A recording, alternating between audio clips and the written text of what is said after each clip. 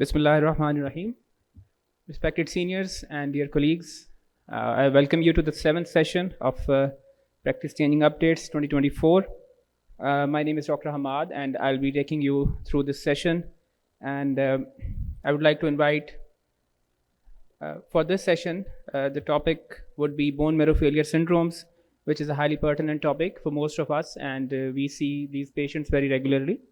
So I would like to introduce the panel of experts with us today. I would invite session chair Dr. Salman, Naseem, Adil, who will be joining us online from Karachi.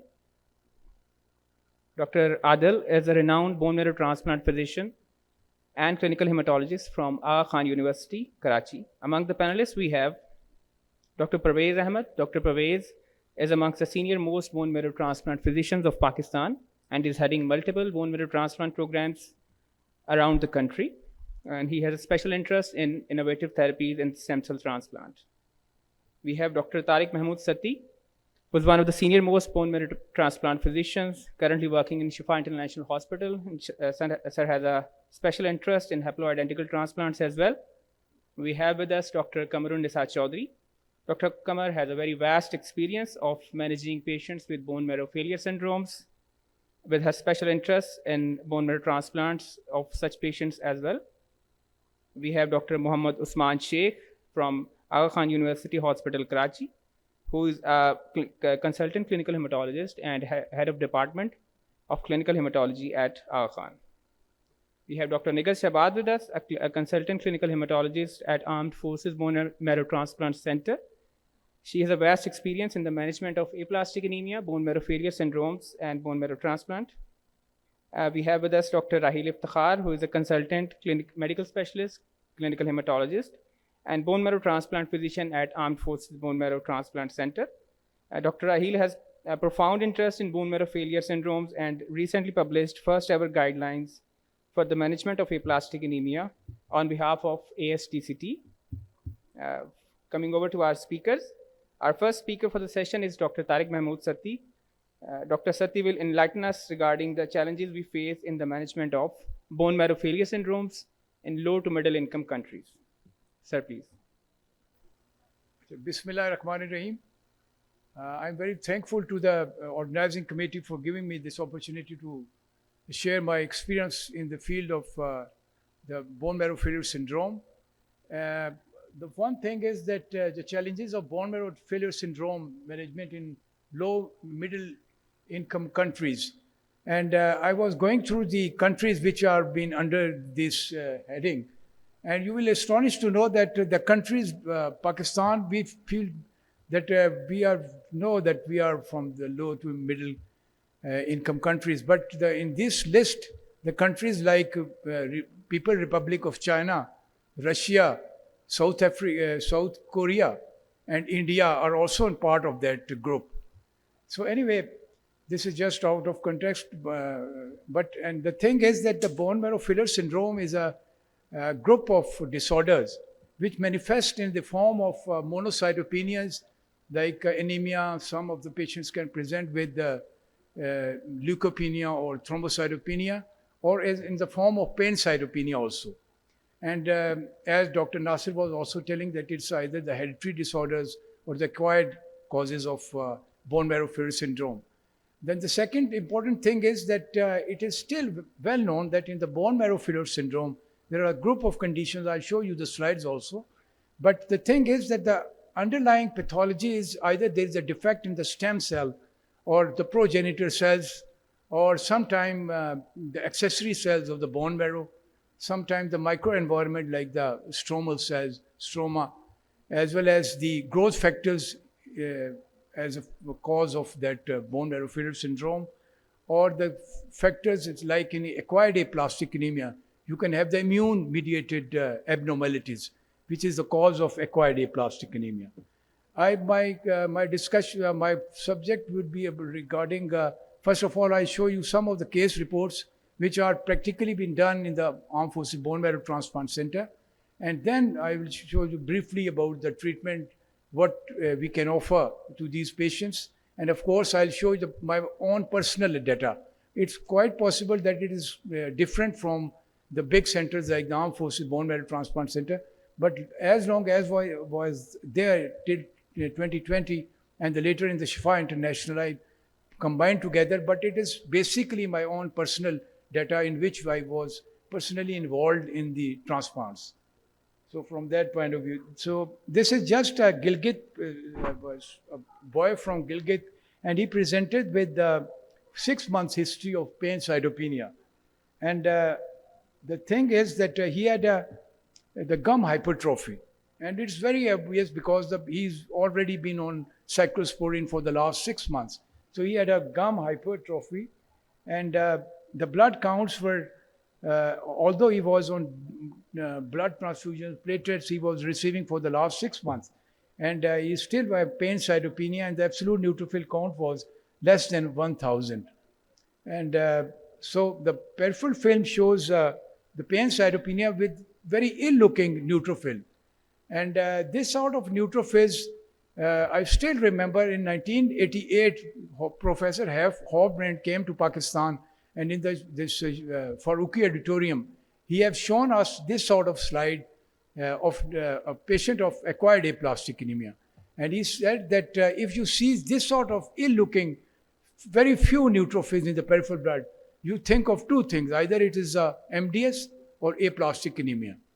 And this was actually a patient of aplastic anemia, and he had a bone marrow diluted, and the bone marrow has trephine showing almost empty bone marrow with few lymphocytes and plasma cells.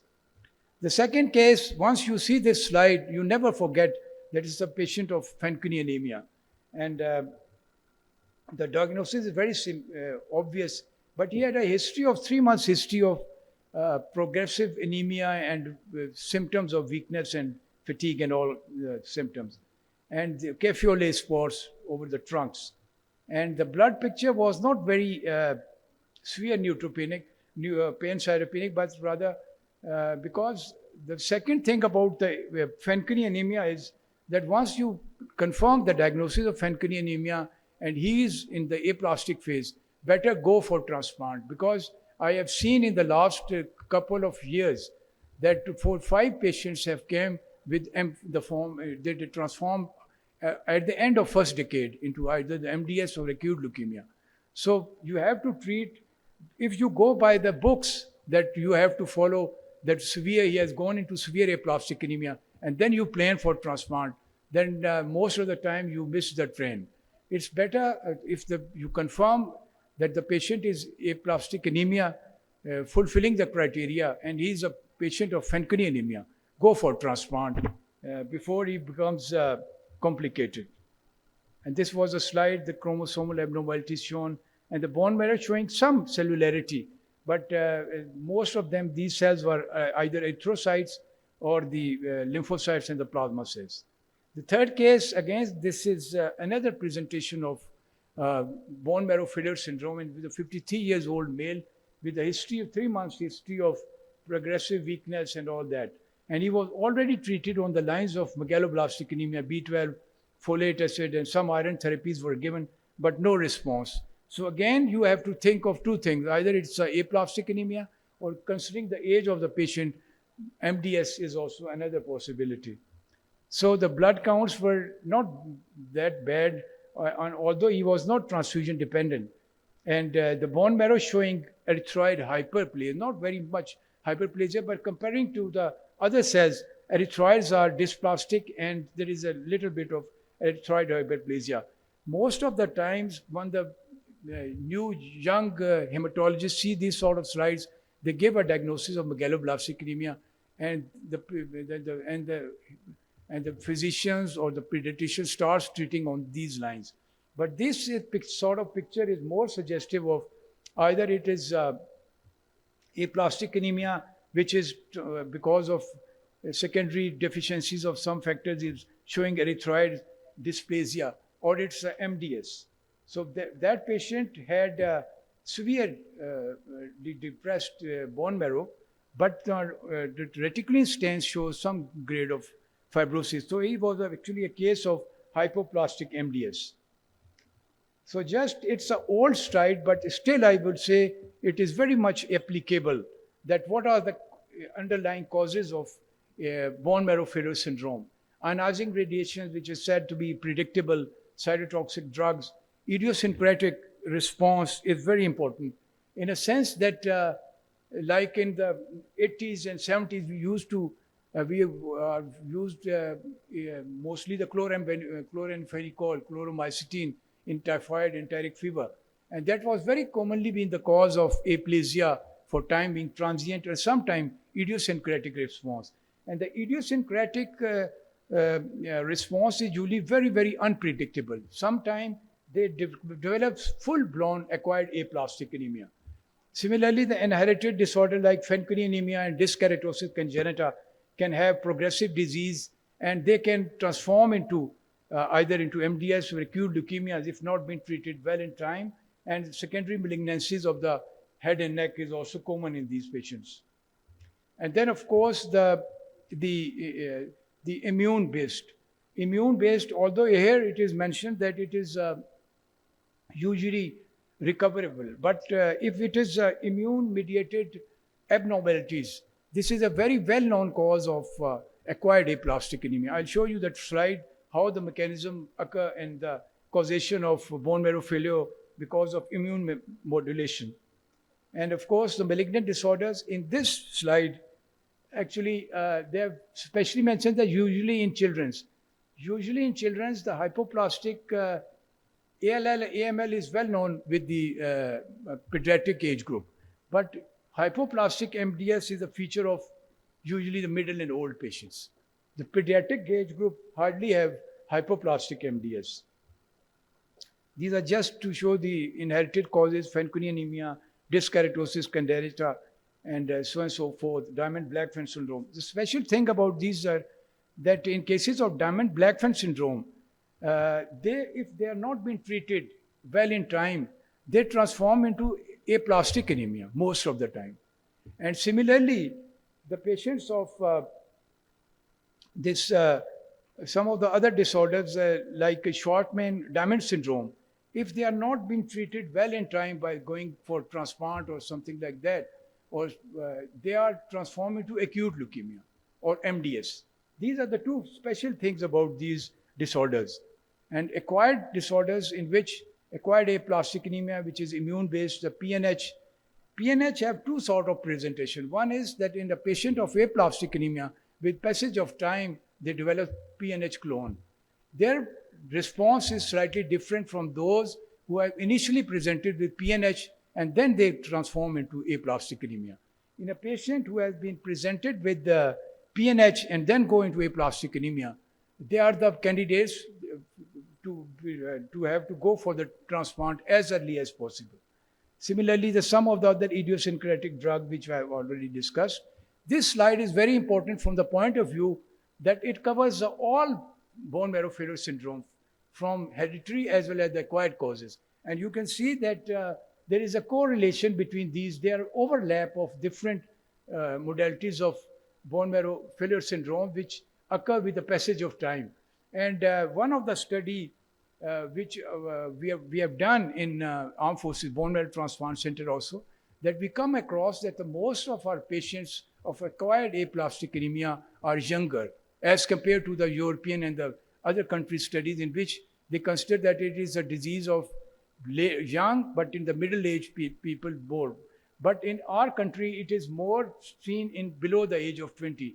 And one of the factors is the same, because there is some inherited bone marrow failure syndrome causes like the Fanconi anemia of genes and dyskeratosis congenita gene, which may penetrate in the causation of different other abnormalities like the Diamond-Blackfan the antigen penetration and genetic makeup, and as well as the environmental factors, which are very commonly be seen in this part of the world.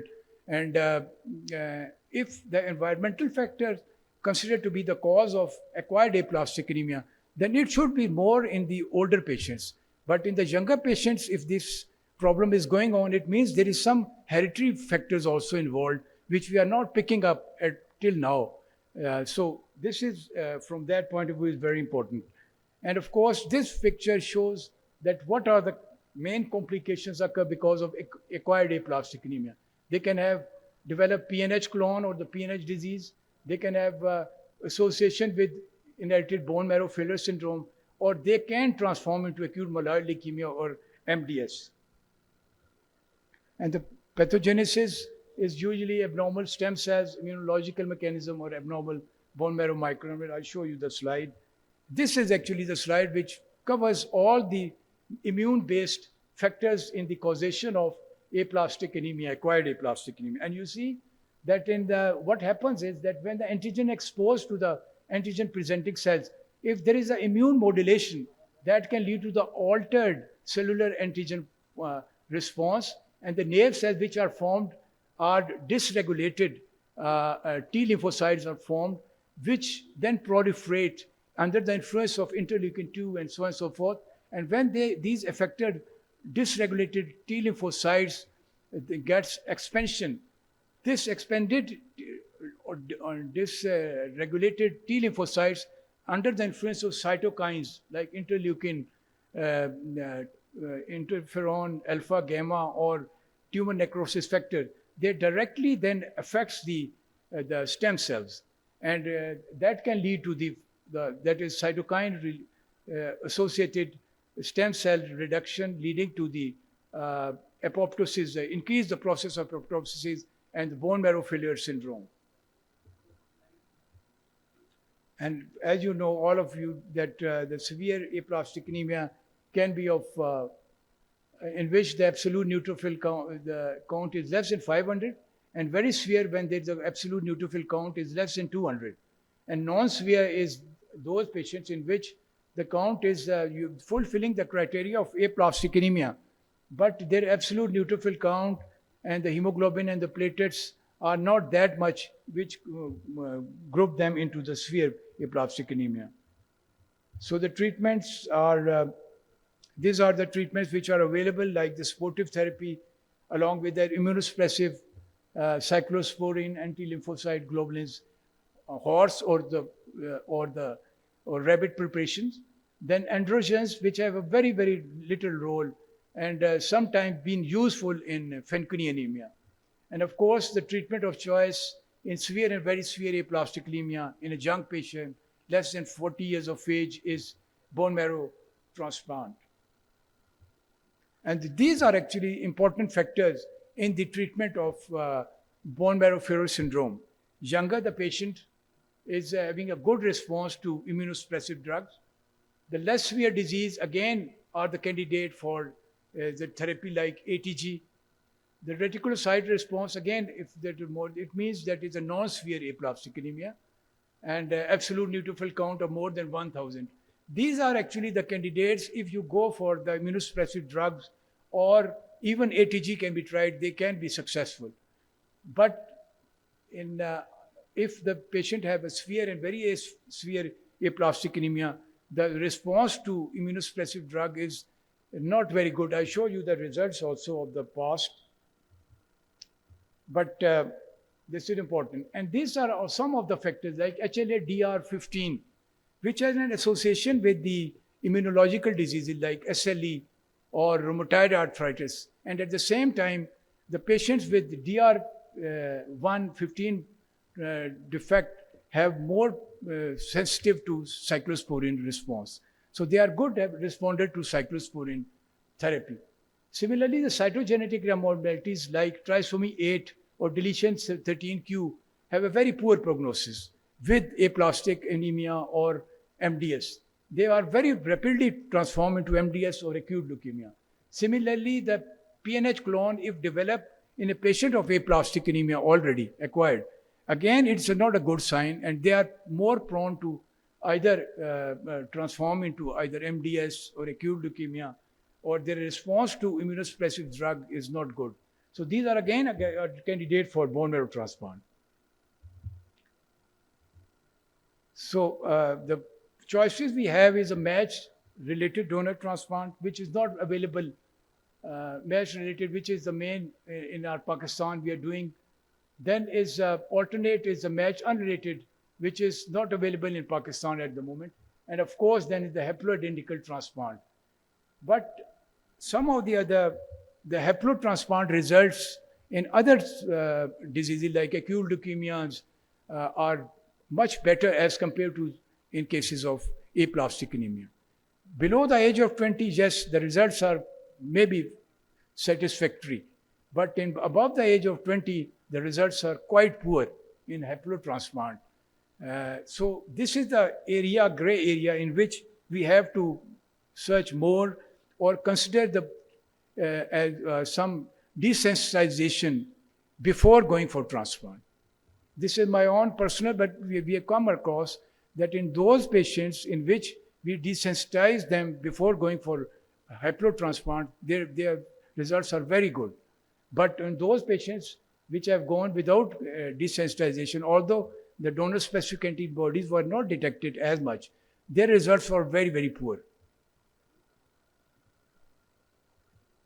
And of course, the environment of the bone marrow, which play a role in the engraftment of the bone marrow, are these other factors like the stem cells, progenitor cells, the dendritic cells, facilitating cells, natural killer cells, and of course T and B lymphocytes, which have a role in the graft versus host disease as well as graft versus leukemia effect. These are the figures which are of the aplastic anemia patients which come across in different part of the time. It's 18 years data in which it is increasing day by day. And most of the patients of aplastic anemia in Pakistan, although we are not sure whether it is in Karachi, what is the prevalence, but in the northern area, especially western north side, there is a lot of patients of aplastic anemia coming to patients to this Islamabad and Rawalpindi. So these are actually the data which I have collected. It's my own personal data. It's quite possible that it is quite different from some of the other centers. But it is what is in aplastic anemia from 2006 to 2023. And out of 248 cases of aplastic anemia, the males were 65% and females were 64%.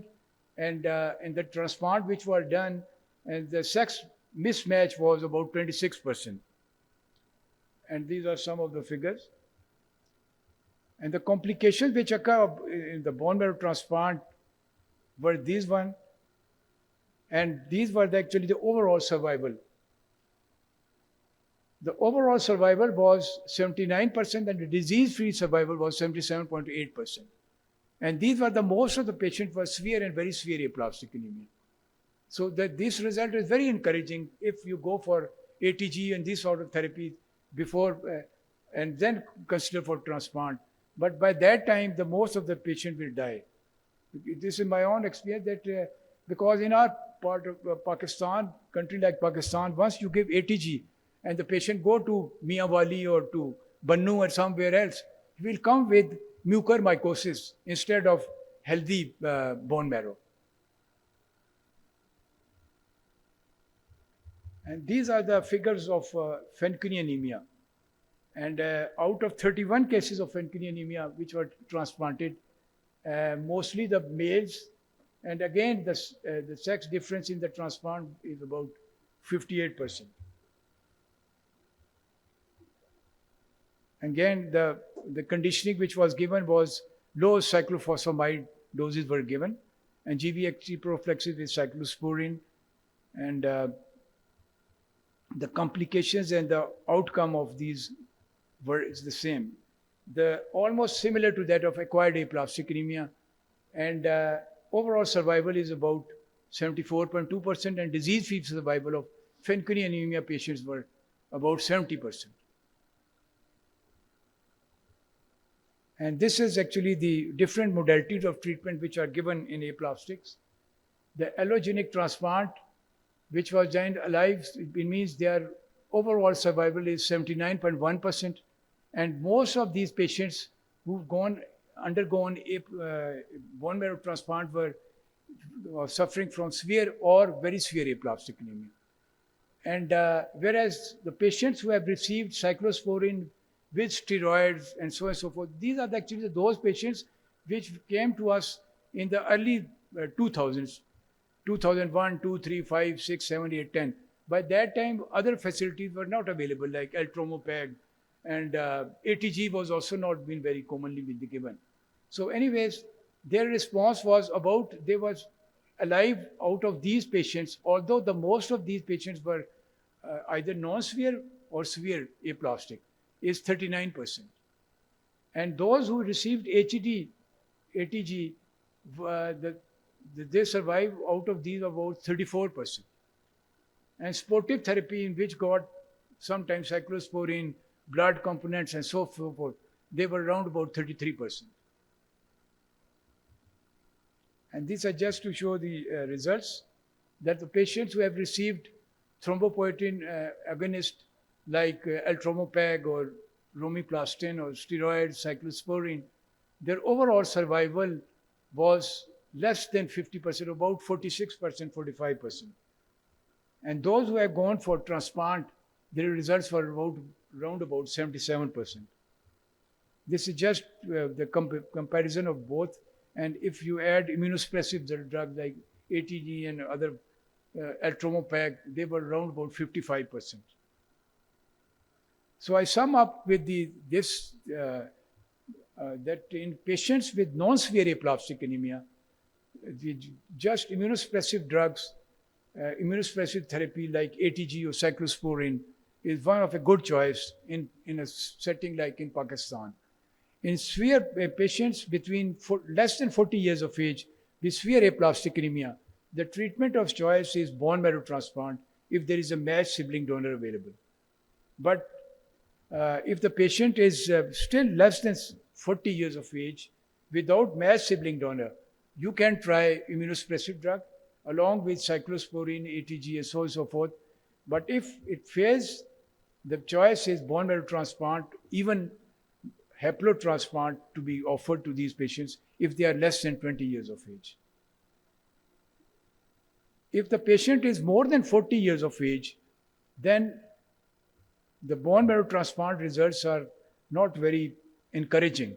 So immunosuppressive drugs to be considered, but again, the results of ATG therapy are not very promising in severe and very severe aplastic anemia. So you can try in a combination of cyclosporine with Eltromopag and small doses of steroids and so on and so forth, or prophylaxis. And if the patient is having a severe aplastic anemia, failed first-line therapy, go for allogenic transplant, even if he is more than 40 years of age. And second-line treatment can be offered to these patients, like alemtuzumab instead of cyclosporine, ATG if it has not been given, or you can add thrombopoietin agonist like Eltromopag or Romiplastin. And that's all, I think.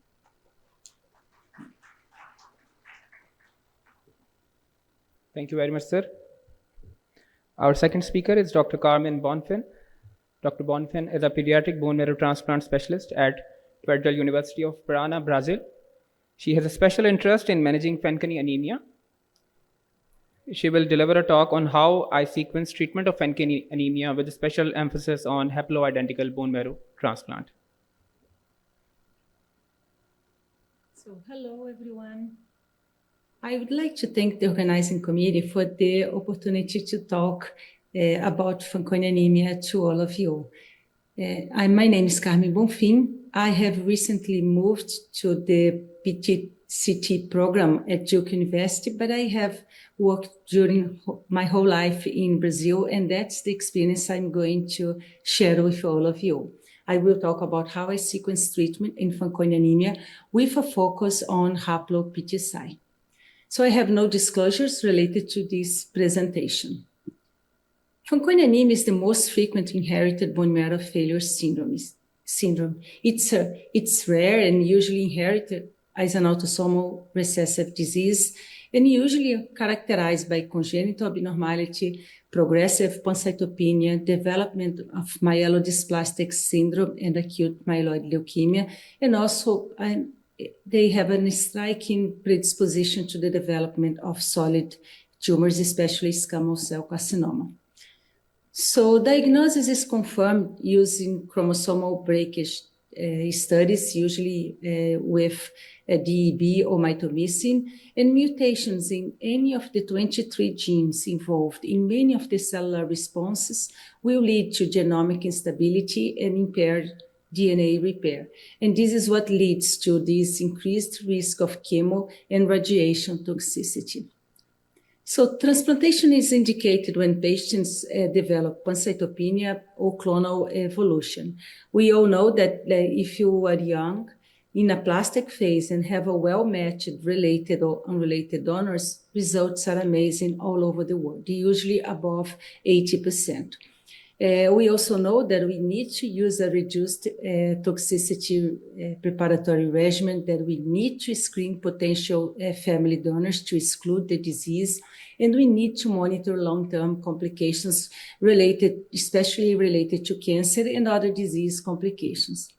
But for example, in Brazil, we have a very miscegenated country, and it's very hard to find well-matched unrelated donors for every patient. And that's why historically we had dismal results after transplantation using mismatched unrelated cord blood or even volunteer donor transplantation. And that's why I think that the use of post-transplantation cyclophosphamide as graft-versus-host disease prophylaxis was absolutely a revolution in the world. It really is associated with less graft-versus-host disease.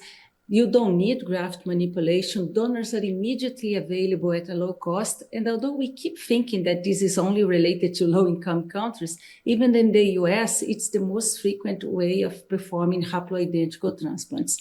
And that's why in 2008, we partnered with the Seattle group in order to develop a modified haplo-PTCy reduced intensity protocol that could really help patients with Fanconi anemia that didn't have a matched related or unrelated donors.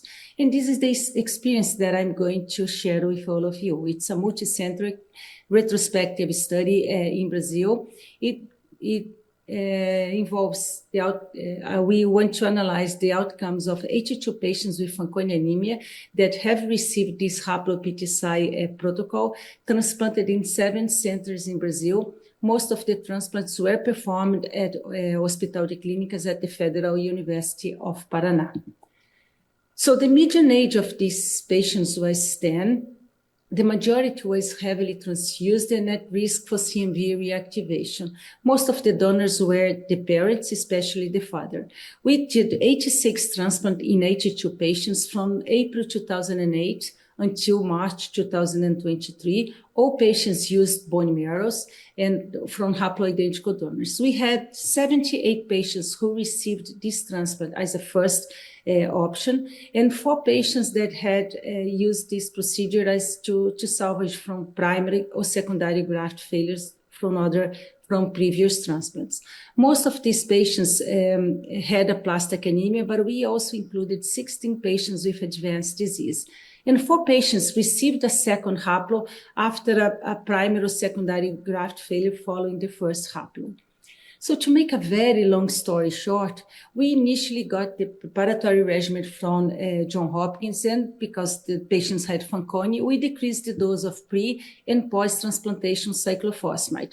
So we tried to give 10 milligrams per kilo of cyclophosphamide before transplant and 50 milligrams per kilo after transplant, total dose, but we had a lot of mucocytes. So that's why we ended up discontinuing pre-transplant cyclophosphamide. We continue with the rest of the same protocol, fludarabine, 200 centigrades of TBI, followed by the lower dose of post-transplantation cyclophosphamide, cyclosporine, and oral MMF. The first 14 patients did not receive serotherapy. We only had access to oral mycophenolate, and we included very high-risk patients. Although we didn't have any graft failure, we had an extremely high instance of acute and chronic graft-versus-host disease. And that's why the next 42 patients, we decided to add rabbit ATG to the preparatory regimen. So we did a rabbit ATG, fludarabine, at the same dose of 200 centigrades of TBI.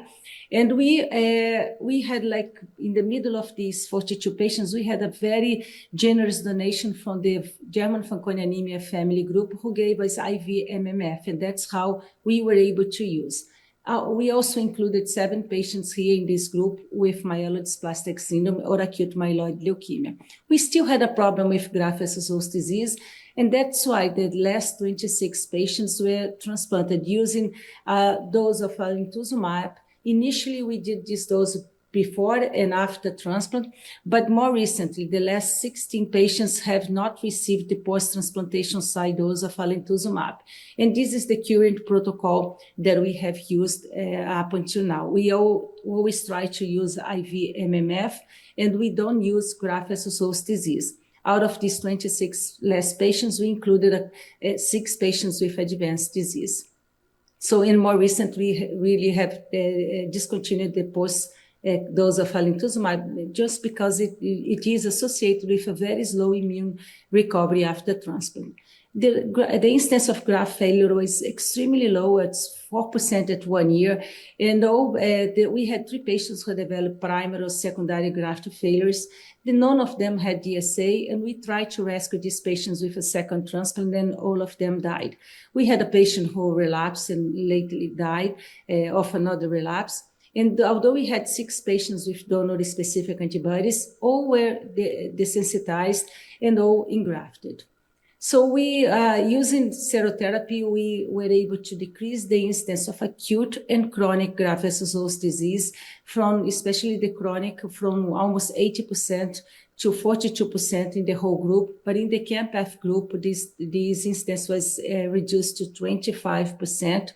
And we also knew that, like, using the mother as a donor was associated also with a higher incidence of acute and chronic graft-versus-host disease. So we also had a higher incidence of CMV reactivation, but you saw that most of our patients were at risk of having CMV, more than 90%. We had a high incidence of mucocytes, but very low incidence of severe VOD, and also high incidence of hemorrhagic cystitis, more than what we have with other transplants for Fanconi anemia.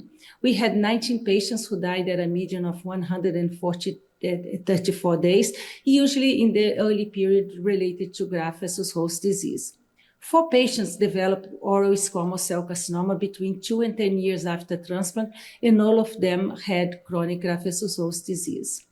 Remember that we used this protocol to salvage 4 patients who had developed primary or secondary graft failure after mismatched, unrelated cord blood or volunteer donor transplantation. All of them are alive off immune suppression and with 100% of donor chimeras. Remember that the patients that failed to engraft the first haplo were rescued with a second haplo, but unfortunately, all of them died. So this is the overall survival curve for the 82 patients with a median follow-up of 4 years and a 3-year overall survival of 78%. The instance of the overall survival for patients receiving alemtuzumab and rabbit ATG was higher, and with the alemtuzumab, close to 90% of patients are alive. We also had a very good response for patients with advanced disease, but this is important it's important here to remind everyone that, we only had 7 patients with acute myeloid leukemia, and out of these 7 patients, 4 of them are alive. Most of their patients had early stage myelodysplastic syndrome. So another very nice comment is like that out of the 11 patients who were above the age of 18, we had 10 patients that are alive. So the main message here is that it really depends on the phase of the disease and not exactly on the age of the patient. So this is just to make a comment about donor-specific antibodies. This is very important when you are dealing with HAPLOS for bone marrow failure syndromes, either because you don't want to exclude a donor that it's available, or you also don't want to miss an antibody that it's really will impact on graft failures. We have recently published as well that the risk of the presence of donor-specific antibodies is associated with a higher incidence of graft failure, less event-free survival, and overall survival for these patients. So in this more than 15 years of evolution, this protocol has taught us many, many lessons. First, that it's feasible and associated with an excellent survival, especially for patients transplanted in the early phase of the disease, and also for patients receiving serotherapy, and especially when compared with the 36% of survival out of the 42 unrelated cohorts that we had performed. So this is an improvement in survival. We know that the risk of graft failure is low, but don't forget to screen for donor-specific antibodies. CMV reactivation is high, so is like hemorrhagic cystitis. Maybe for CMV reactivation, if we had access to letermovir, then we could have even a better outcome, but this is not available in Brazil. The use of serotherapy is very, very important, especially because like when we added alemtuzumab, we really had a lower incidence of acute and chronic graft-versus-host disease. But you also need to use IVMMF and select well donors. I strongly suggest that you don't use peripheral blood stem cells if using this protocol, just because the incidence of graft-versus-host disease is higher, and we are using a lower dose of post-transplantation cyclophosphamide. So this is a group of patients that it's worth going to the surgery block and really trying to collect bone marrow from the donors. And also because of they have such a high instance of mucocytes that they cannot absorb oral MMF. So I really suggest that you try to use any IV medications that you have. We also know that chronic graft-versus-host disease could be further decreased by maybe using new agents such as abatacept. And still, advanced myelodysplastic syndrome and acute myeloid leukemia are a major challenge all over the world, and with whatever protocol you want to, and whatever donor and whatever protocol you really want to give to these patients. So we need an international collaboration in order to really improve outcomes for these patients. Remember that no matter what type of transplant you have performed, and not even if you have not performed any transplant in a Fanconi anemia patient, you need lifelong aggressive surveillance for early detection of cancer. This is mandatory for these patients. And this is very hard, like when you have low-income patients with very low income, because they may not have access to regular screening. You also need to advise your patient regarding lifestyle, and especially you need to be even more aggressive in the presence of acute or chronic graft-versus-host disease. And also remember that the older they get, the higher becomes the risk of developing cancer for these patients. So this is the major message that I would like to give to all of you.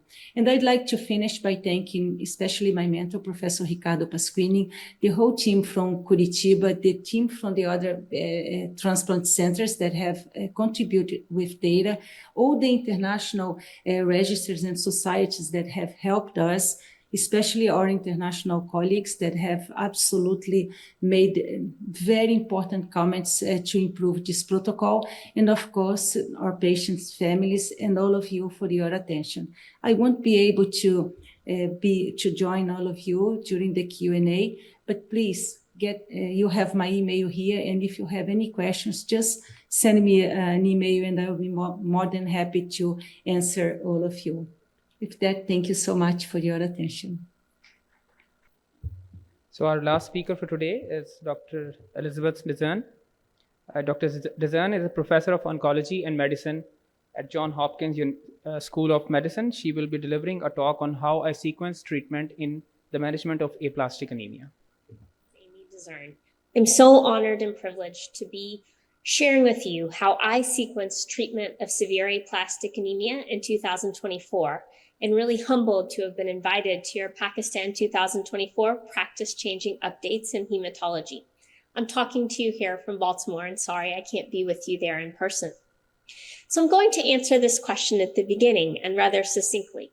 The short answer to how I sequence treatment for aplastic anemia patients is to minimize both the short and longer term complications, and ideally, I hope to cure my patients. Now, certainly I'm not naive and I recognize what this means for individuals, but let's talk through some of the data.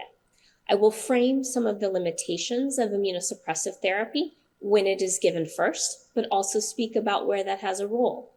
And then we'll talk about where to sequence transplant first and how that is more novel and may also have some benefits and some limitations. And so we'll frame it in the short and long-term complication spin. I do always treat when the disease itself is causing the human being suffering with aplastic anemia problems. Most often this is diagnosed in the setting of disease severity, and we use Comita criteria even now, 40 years after the criteria were established. For severe and very severe disease, we try and initiate therapy and sequence them promptly. Whereas if someone meets criteria for non-severe or only moderate aplastic anemia, we are not necessarily in such a significant rush. And this is really because the natural history of untreated severe and very severe disease is quite limited, as you can see, and those are the outcomes which the sequencing of our therapy must improve upon. Moderate aplastic anemia can be quite a longer-term disease. I also treat when I have as much information as possible, and I do recognize this is different in different resourced settings, but things that I think are important to help me choose the appropriate sequence of therapy is certainly to rule out Fanconi anemia where feasible. This is a rare but important cause of aplastic anemia that we need to rule out because it would change if we think immunosuppressive therapy would work, and it would also change the conditioning for transplant. I always check for a PNH clone because this both excludes inherited failure disorders and may also suggest an immune responsivity to ATG and cyclosporin, or suggest clonal evolution to classical thrombotic or hemolytic PNH after a therapy. Where possible, less commonly though, I do try to check telomere length. This is only in specific settings, but it also is an inherited cause of aplastic anemia that would have a different approach. Something that I find very interesting is the recent data on molecular mimicry. We've always known about the T-cell attack at the CD34 progenitor in acquired, usually immune responsive aplastic anemia, but I use this picture from a recent Blood Basic Science article just showing how if we know someone had an antecedent virus, we can better understand the pathophysiology of their aplastic anemia. And in some patients, not all, I will be honest, but I do check molecular mutations to make sure if I understand if this is higher risk for myeloid evolution later. So these are as much information as I think we can get. Sometimes we're limited in our diagnostic samples or the cost of these testings, but where possible, these I believe are important at the time of diagnosis. And then we have to think about how the current standard of care algorithms have us sequencing our therapy. It's still mostly based on age and to whom a patient with aplastic anemia is related to. We have to ask ourselves the question, as your entire conference is asking, are these the most up-to-date ways to sequence our patients? I do always still try to choose the ideal therapy for the individual, having quite open conversations with the patient and their family. I'd like something that's available to all patients. Certainly toxicity is an issue, as technically aplastic anemia is still considered a non-malignant disease, though certainly a lot of healthcare interactions and may be very malignant to the patient suffering with it. But rapid hematopoietic reconstitution can be very important, especially for patients with very severe disease. And we need a low risk for treatment-related complications, which I think is of some debate in different centers. We also need to reduce or eliminate the long-term complication of secondary clonal disease, MDS or leukemia. So let's first talk about immunosuppressive therapy, or IST. The most common throughout the literature for many years, 30, almost 40 years until recently, is equine or horse ATG. Some people do use rabbit in combination with the oral cyclosporin, but it has always had a ceiling of response and persistent rates of relapse or clonal evolution.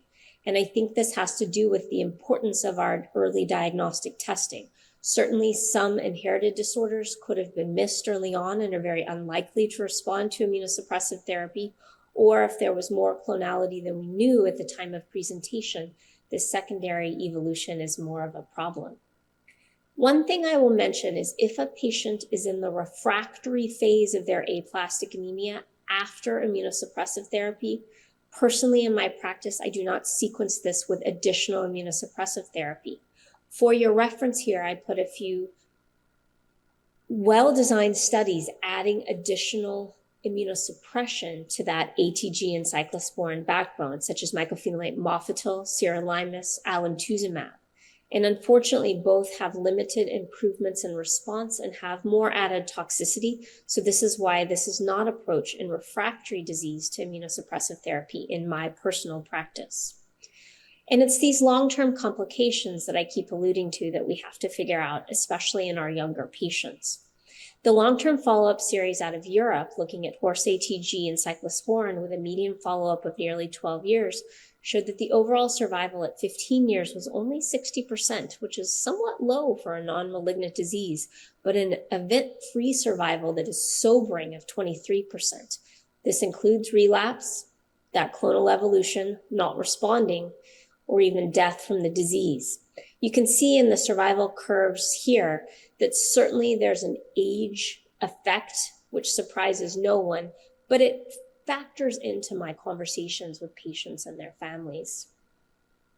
What about Eltrombopag? This is not available everywhere, and it certainly adds costs, at least here in the US, given it's not always reimbursed at high rates.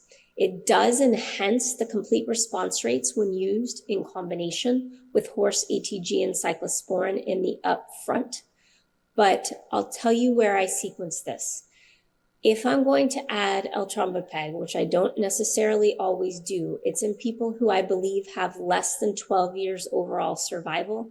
And so some of the longer term complications are less things they are at risk for, perhaps due to their age at diagnosis or other health comorbidities. And this is because in these patients, it is true that they respond more quickly in terms of raise in platelets or hemoglobin or even white count, and that is important. But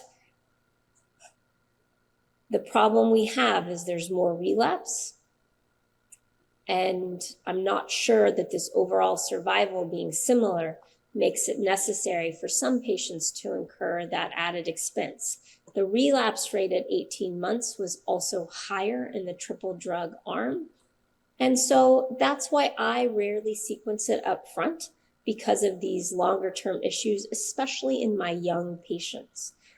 We are able to use this data in some patients who we choose the triplet, that we know that if we stop the cyclosporin too soon or the Eltrombopag too soon, we may have short-term complications such as relapse. So always something to think about when you're planning phase A, B, and so forth of your therapy with your patient.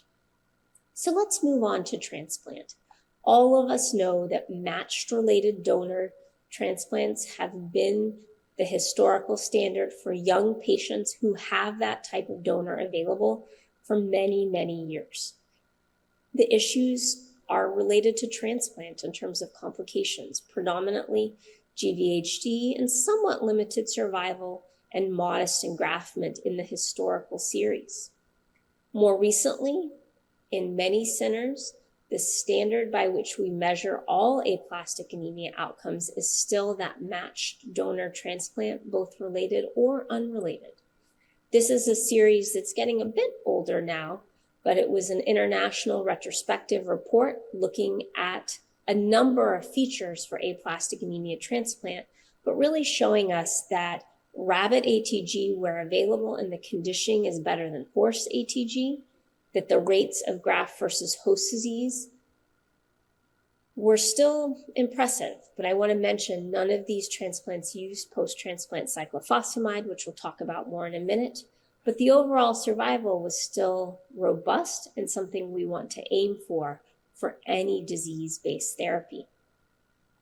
Fertility was also relatively preserved in a matched donor, which certainly is an important conversation for our younger patients. So I do use matched sibling donors when available, but I also am very comfortable using alternative donors because I live in a city with many people of blended families and mixed ethnic backgrounds who may not have siblings and may not have someone in our unrelated donor registry. And so I'm quite comfortable with the related mismatched or haploidentical transplant.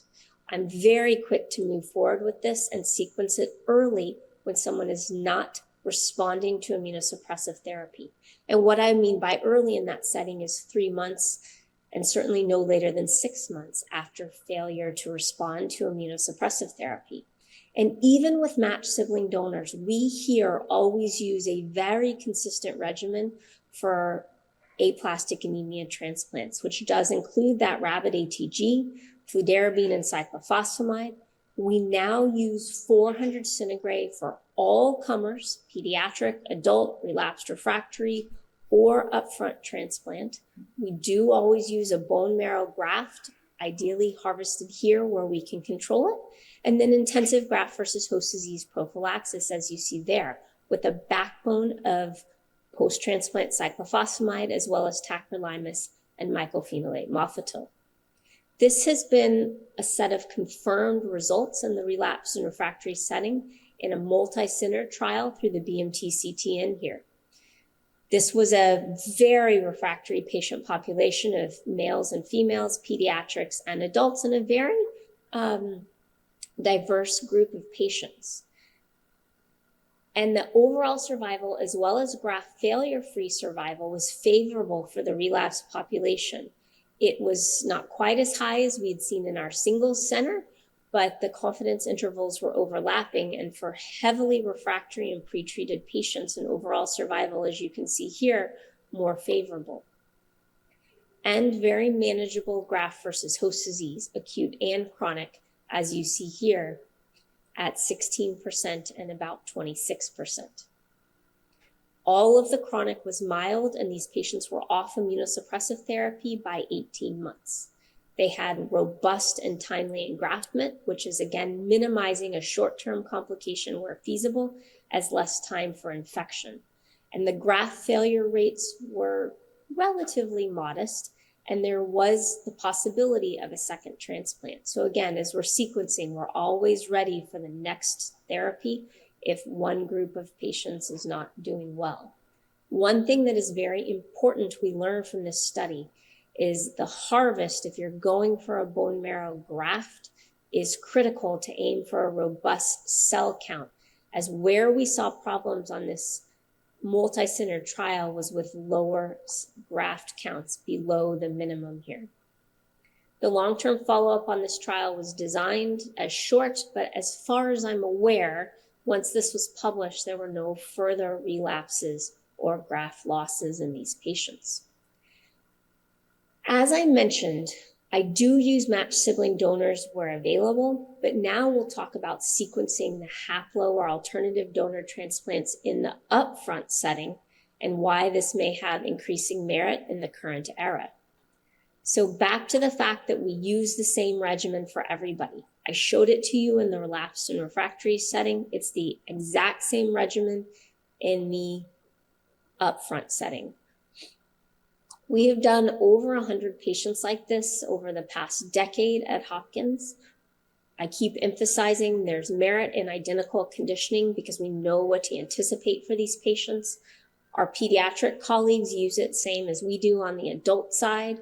We are able to use first and second degree relatives. We are able to do it when somebody has clonality like that PNH clone we talked about at diagnosis or 13q. This is not the regimen we would use in somebody who had evolved to monosomy 7, which is more a malignant condition. We are able to have success in severe disease as well as very severe aplastic anemia. So patients who present with an absolute neutrophil count of less than 200, it's really something to think about how we're minimizing short-term complications of life-threatening infection in those patients. And as may be less relevant in some parts of the world, we need to be able to offer this to patients of many different ethnic backgrounds, and we're able to do so here. It's very rapid hematopoietic recovery, again, minimizing that short-term complication, and very similar recovery regardless of state of disease, as you can see here. And it's very gratifying to allow a patient to be transfusion independent with a normal neutrophil count by the time they are at day 100 post-transplant, as you can see here. Again, as I alluded to, the fact that this is a non-malignant condition means we are less interested in graft versus tumor. So we want low rates of graft versus host disease. And as you can see here, in our internal experience, we have very low rates, keeping the Tacro therapeutic, using our post-transplant PSI, of acute and chronic graft versus host disease under 10% in both settings, using our intensive GVHD prophylaxis regimen. The other thing to mention is what I emphasized about a single fraction of 400 centigrade on day -1. We had originally used 200 centigrade for relapsed and refractory patients. We needed more in the upfront setting, which is what this shows, as we have not had struggles, with graft failure in the higher setting. This is important, and we've done about 45% of our patients at 200 centigrade and about 55% at 400 centigrade, and we're increasing that all the time. We have not struggled very much with infection. We certainly have had CMV reactivation and one possible PTLD in a pediatric patient that received rituximab, but otherwise, this is a manageable regimen in terms of these short-term complications. Our internal 3-year overall survival for all aplastic anemia patients is currently 92%. We're updating these results all the time and increasing the upper age of transplant as well. You can see here very similar results for treatment naive and relapsed and refractory.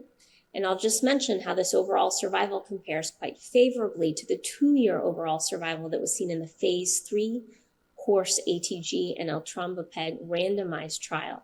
And I think this gets to the concept of sequencing our therapies with reasonable low toxicity, certainly in the upfront setting, as well as in the refractory setting. We have placed a premium on rapid ATG and post-transplant cyclophosphamide for these alternative donor transplants. This is some of our published algorithm and how we can find related and unrelated donors using PT-Cy without dangerous rates of increased GVHD. I've mentioned the superiority of 400 centigrade. Something I didn't mention, but will emphasize here, is we are able to stop all immunosuppressive therapy post-transplant at 6 months after the graft has gone in, which is shorter than an immunosuppressive therapy regimen, thereby ultimately reducing cost overall. And then again, emphasizing what I mentioned about how important it is to harvest robustly. I'm certainly aware many centers prioritize peripheral blood simply for ease and lack of access to a marrow harvest. And I think this is something to consider as well. So as I mentioned in the beginning, I'm really aiming for cure in these patients where we can. Certainly, no one wants even a non-malignant disease to become chronic, hanging over their head for many years, if we have the possibility to safely and reasonably use this option of transplant for high reward. All patients can access it who are transplant candidates. It's useful in the relapsed and upfront setting. And we are going to follow these patients long-term for fertility and secondary cancer issues. There's also a multi-center trial literally going to open before the end of 2024 in the United States that will follow this paradigm for treatment-naive, mismatched donors, related and unrelated, to understand if we are able to further this approach in a multi-center setting, and it can become the standard for all patients. You may also be aware of the randomized trial in pediatrics called the Transit trial of immunosuppressive therapy compared to upfront matched transplant. And I think this will also help us better sequence our therapies for aplastic anemia patients. So I sequence when I treat aplastic anemia with a prominent role of alternative donor transplant. And I'm always making sure that I define the patients who warrant the risk of upfront transplant, regardless of their age and donor. And as I mentioned, I put some emphasis on what I think their overall survival is for their other comorbidities, especially in an older patient population. Certainly, immunosuppressive therapy is never wrong. Perhaps a young female who wants a guarantee of preserved fertility, things like that. And we have to understand what the clonal burden might be later with serial follow-up after immunosuppressive therapy, which is equally very important. I think we've had an older paradigm for treatment for aplastic anemia that has been successful. And hopefully I've shown you some data of a newer paradigm that may be increasingly used as we sequence transplant upfront for all more readily. So I'm very grateful for the time that you've taken to listen to this lecture. I enjoyed preparing it for you, and I wish you the best in your conference and look forward to future collaborations. Thank you so much.